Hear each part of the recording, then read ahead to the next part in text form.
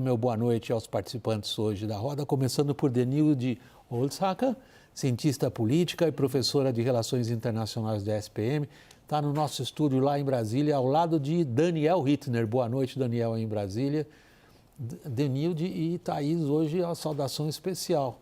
Muito bem. A apresentação foi em cima dos desafios que mulheres terão que enfrentar. Nós vamos falar sobre isso nessa edição. Iremos. Caio Junqueira, preparado? Sim, vamos lá.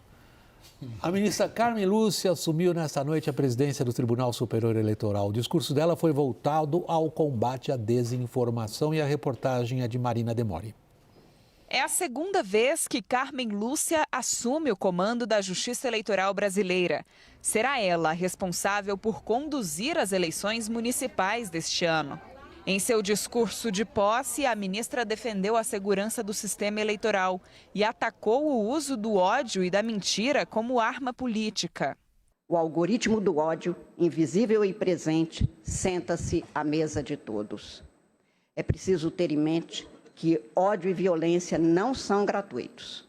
Instigados por mentiras e vilanias, reproduzem-se e esses ódios parecem intransponíveis. Não são. Contra o vírus da mentira, há o remédio eficaz da liberdade de informação séria e responsável. Carmen Lúcia foi relatora de resolução aprovada no TSE para orientar as eleições no combate a fake news e uso de inteligência artificial. O texto também previu a responsabilização de plataformas que não removam imediatamente publicações que contenham desinformação, discurso de ódio e mensagens antidemocráticas. Entre as pautas caras a Carmen Lúcia está a luta pela igualdade de gênero. A nova presidente indicou 2 mulheres para a cúpula da corte. Hoje, ela é a única mulher no Supremo Tribunal Federal. A ministra assume o lugar de Alexandre de Moraes, que em sua presidência enfrentou os ataques feitos pelo ex-presidente Jair Bolsonaro contra o sistema eleitoral. Após o segundo turno de 2022, Moraes multou a coligação de Bolsonaro em quase 23 milhões de reais como resposta à ação que pedia a invalidação dos votos de mais da metade das urnas. Ele ainda presidiu o TSE no julgamento que deixou Bolsonaro inelegível por 8 anos. A passagem de Moraes no comando do TSE gerou questionamentos. Ordens para bloquear perfis nas redes sociais foram consideradas uma espécie de censura. Em outros casos, há interpretações de que o tribunal extrapolou sua competência ao aprovar algumas resoluções regrando a legislação eleitoral. Na última sessão como presidente do TSE, Moraes defendeu sua gestão.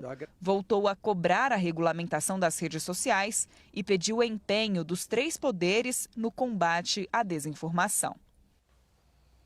Denilde, essa frase da ministra Carmen Lúcia é uma citação literária. Ela tem um amor enorme por Minas Gerais e pelos autores de Minas Gerais. É um autor de Minas Gerais que ela cita com a intenção óbvia de dizer: nós mulheres, a gente sabe se meter nas coisas porque a gente pode com elas. Ela pode com a coisa da inteligência artificial, fake news no TSE? Olha, ela tem sido uma voz muito contundente, né, com relação à questão das fake news, da desinformação, todo o sistema de desinformação gerado aí pelas redes sociais, pelas novas formas de que essas informações se espalham, agora com a questão da inteligência artificial. Então, isso tem parte do discurso dela, parte também das ações que ela tem tomado e ela tem colocado também um ponto importante, William, que é a questão de que isso cria um espaço de muito mais complicado do que a gente imagina para o sistema democrático. Então, vai minando a confiança da sociedade com relação às instituições e também criando quase que, de fato, um ecossistema aí que ela chama de algoritmo do ódio, que vai gerando um sentimento, né, de raivoso dentro e emocional sobre a política. Então, ela tem colocado isso como um ponto importante e também eu acho que um outro ponto muito relevante da atuação dela, que ela vai nessa gestão dela no TSE vai ser importante também, que é a questão de gênero. Ela tem colocado isso como um elemento muito importante, não só na presença da mulher, mas também em todas as formas que os partidos utilizam de usar a lei de cotas ou não usar essas leis. Então, também vai ser uma agenda importante que ela vai trazer e vai ser bem contundente na sua gestão. Vai falar sobre questões de gênero, Thaís, ou esperamos um pouquinho mais? Não, vou fazer o contraste não podia ser, o contraste não podia ser maior, né? Sai o Xandão e entra a Carminha. Exato. Mas, assim, duas coisas que eu queria apontar aqui. Primeiro, é muito óbvio, né, da questão de gênero no Brasil, assim, um plenário absolutamente de homens, ela sozinha na mesa, com aquela figurinha dela tão miúda, que parece frágil, mas que é muito forte. Que é o apelido carinhoso dela, inclusive, Carminha. Exatamente. Mas assim, a fotografia fala por si, né? De como e aí é uma decisão do próprio governo Lula, por exemplo, de ter diminuído a participação de mulheres em cargos de comando. A Carmen Lúcia, assumindo essa posição, ela traz um pouco dessa força feminina para o comando das instituições no Brasil, mas nós estamos anos-luz dessa separação. E uma coisa que nós tratamos um pouco mais cedo, né, Caio, que me chamou a atenção, que é o fato do recado dela com as mineirices, com todo o perfil dela, que é completamente diferente do Xandão, mas do ponto de vista do mérito, com o mesmo conteúdo. Então, ela pode ser essa Carminha, que tem até fisicamente um perfil assim, de alguém que é mais frágil, mas que está muito disposta a enfrentar essa batalha como o Xandão enfrentou do jeito dele. Você quer começar, Caio? Não, eu acho interessante... Em termos do desafio que ela enfrenta. Sim, a agenda é a mesma. É porque é a agenda da justiça eleitoral, a agenda do direito eleitoral, a agenda da política, inteligência artificial, fake news, essa é a agenda, então não tem muito como fugir daí. Né? Ou seja, no conteúdo, mantém a linha do ministro Alexandre. Agora, a forma completamente distinta. Entra a descrição, ela evita, né, o perfil dela nesses 18 anos lá nas Cortes Superiores em Brasília é de evitar conchavo, evitar acordo político, evitar politização, evitar ir em jantar, em festinha que tem advogado, que tem juiz, que tem ministro, né, essa mistureira toda que foi normalizada, né, em Brasília, né, é tudo a mesma coisa mais ou menos, né. Ela não, ela impõe uma descrição que o judiciário está precisando nesse momento, né? Se 2021, 22, 23 teve um judiciário, um comando até pelas circunstâncias voluntarioso, exposto, né? A Carmen vai fechar um pouco mais essa janela porque ela não concorda com esse estilo. Excelente. Sempre foi a nossa grande dúvida aqui no WW, o Daniel, Denilde, a Thaís e o Caio. O papel do indivíduo na instituição. O papel do indivíduo Alexandre de Moraes na instituição Tribunal Superior Eleitoral é suficientemente conhecido. É um indivíduo que vem para o TSE, ele, cidadão, vem para o TSE, onde ele assume uma posição institucional, ao mesmo tempo presidindo o inquérito do fim do mundo das fake news. Ele enfrenta uma eleição e as eleições têm sido cada vez mais marcadas por fake news. Parece ser uma avalanche em relação à qual a gente não sabe como se proteger. Vamos ver o indivíduo Carmen Lúcia, o seu papel institucional agora, Daniel?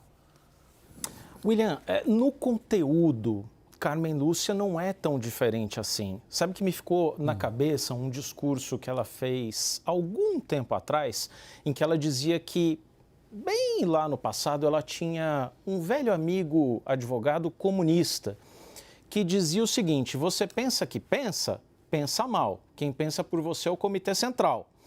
Aí, depois de um tempo, ela, nos anos gloriosos da televisão ainda, sem redes sociais, ela adaptou e disse que você pensa que pensa mal. Quem pensa por você é o comercial. Mas que agora, quem pensa por você é a rede social, é o faroeste digital. Então, por aí você vê, e no discurso dela de hoje, que o conteúdo é parecido com Alexandre de Moraes, mas é um jeito muito diferente. É um jeito, para usar a palavra da moda, autocontenção. Quem que advoga por autocontenção no Supremo Tribunal Federal?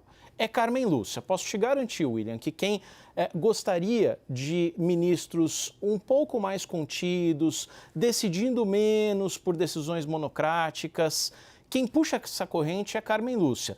Tem também a seu favor uma característica que me parece diferente das eleições municipais.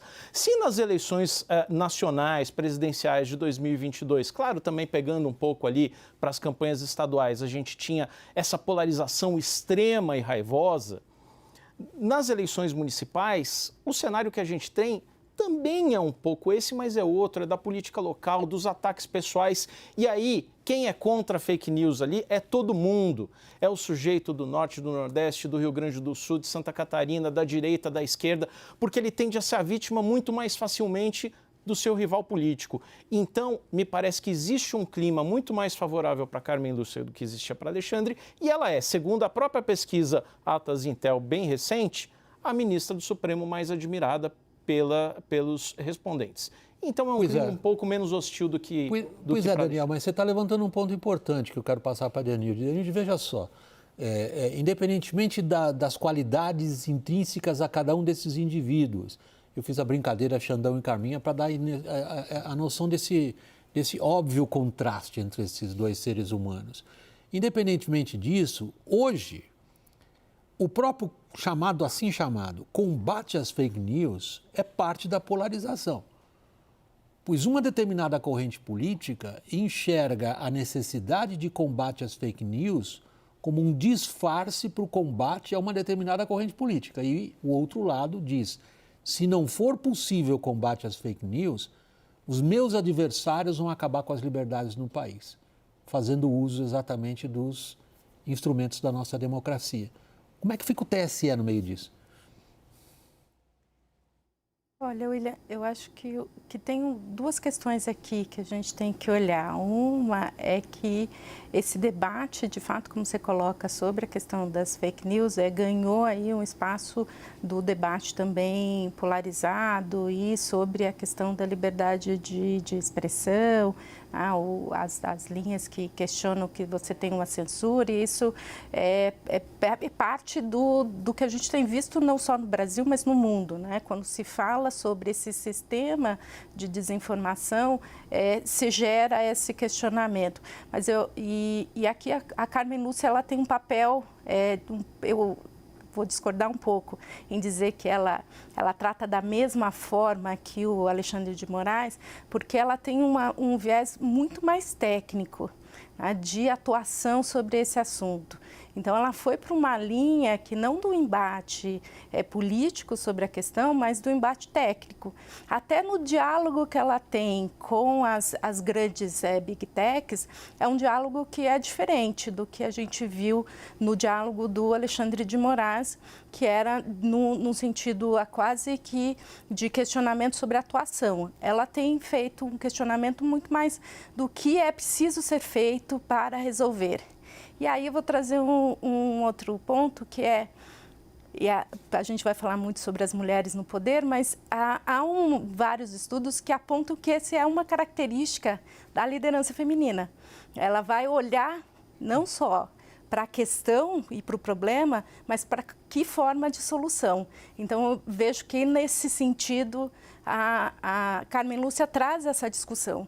Quanto ao TSE, eu acho que a gente vai ter aí um embate. A gente tem que lembrar que o vice dela é o Nunes, então, que tem uma posição distinta sobre a questão de todo esse debate, não só eleitoral, mas do papel do judiciário no combate às fake news. Então, acho que ainda vai continuar sendo um ponto de atrito e de discordância, mas acho que ela traz uma perspectiva muito diferente. Se fosse resumir assim muito ela refletindo aqui, menos é mais. O perfil da Carmen vai ser menos é mais. Né? Não precisa ficar tudo espalhafatoso, grandes decisões, e por aí vai, em cima, vou prender, vou fazer, vou acontecer. Só eu queria colocar, o contexto ajuda ela também.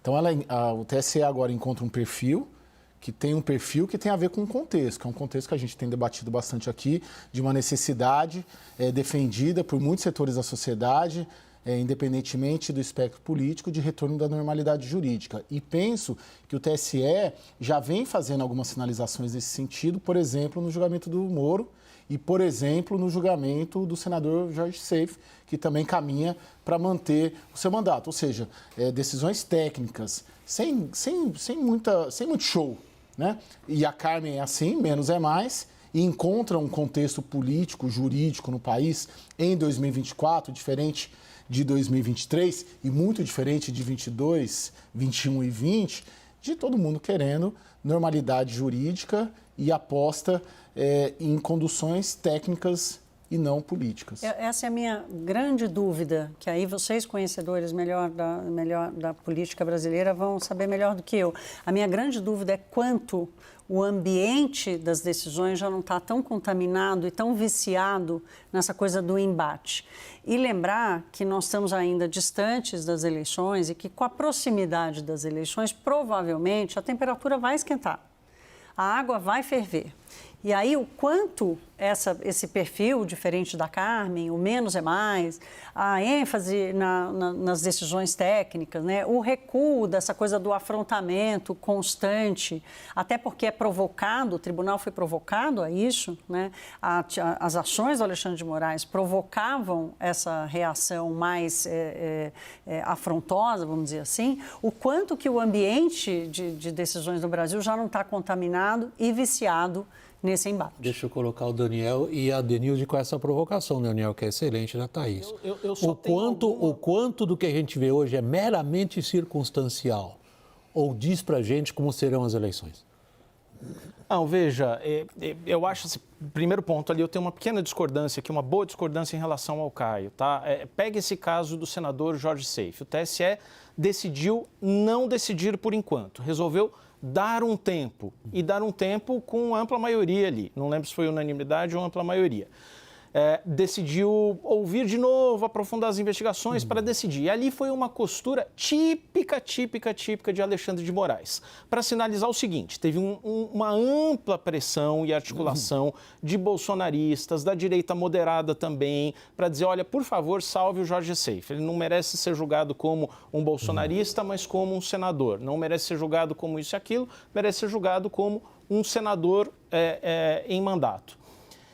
E Alexandre de Moraes fez o que ele tem se acostumado a fazer. Ele tem atuado muito para compor ali politicamente no tribunal. Aliás, ele colocou 2 ministros dele ali no TSE e foi ele quem anunciou esses ministros, não foi o presidente da República. Ele anunciou que o presidente da República anunciaria no dia seguinte. Esse é Alexandre de Moraes.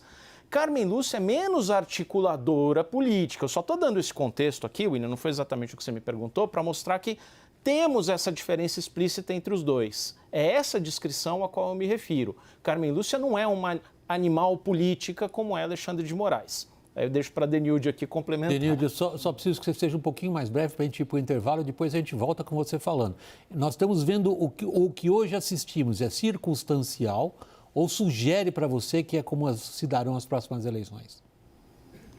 Olha, me sugere que a gente tem uma questão que é estrutural. Né? Quando a gente olha para a polarização, ela é estrutural, a gente vive ela.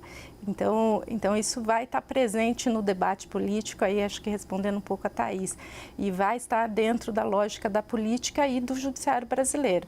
Agora, há também um elemento que é as pessoas importam na decisão.